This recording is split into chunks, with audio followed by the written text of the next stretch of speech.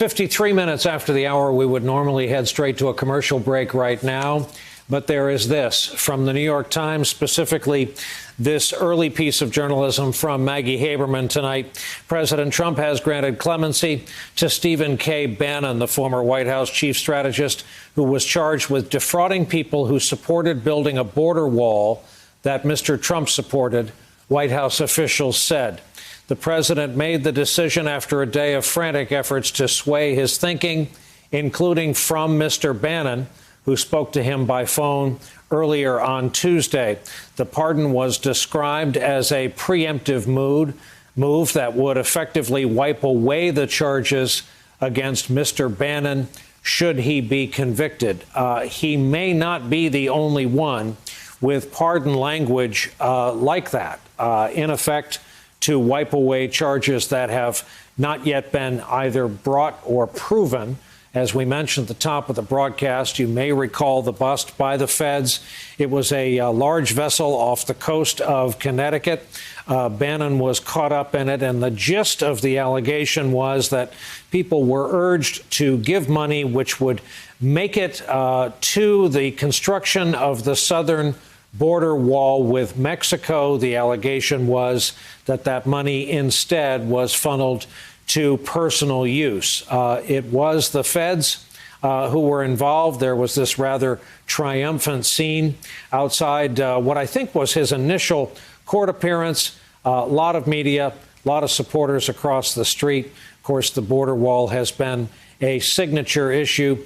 Steve Bannon, early on in the Trump days, used some bracing language at the conservative political action group when a whole lot of people who hadn't had an introduction to him were taken aback by his use of language like destroy the administrative state. It was unknown exactly at the start of the Trump years what that kind of thing meant. We got a better idea of what that meant as the Trump years went on, the Trump years that end at noon tomorrow. Thankfully and miraculously, our friend Peter Baker of the New York Times has been summoned back to his home camera. He didn't have anything to do anyway on the eve of the inauguration of the president. Peter, talk about what more of the blanks you can fill in here and what we know. Well, look, the idea that he's going to pardon Steve Bannon is actually really remarkable in a way. Because remember, while Steve Bannon had been his chief strategist in the White House, had been a key part of his 2016 election, they had a big falling out over that book that came out that quoted Bannon trashing Jared Kushner and Ivanka Trump, the president's daughter and son-in-law.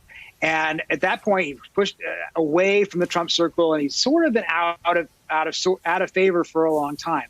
But here the president decided that he saw in Bannon somebody like himself, right? He's looking at these pardons to some extent through the the prism of his own victimization. The idea that prosecutors came after him for political reasons, and therefore he feels sympathetic to those he believes, or he's telling himself anyway, were persecuted for political reasons, in particularly association with him. That would be, in this case, Steve Bannon. Now, never mind that Steve Bannon is accused of ripping off Trump's own supporters, which you would think might be, a negative to the president. He was supposedly telling Trump supporters that the money they gave to his nonprofit or his organization would be used for the wall, when a lot of it was used for other purposes, including their personal expenses. But the president seems to look past those kind of details and sees in Bannon somebody like himself that he believes has been unfairly treated by the authorities.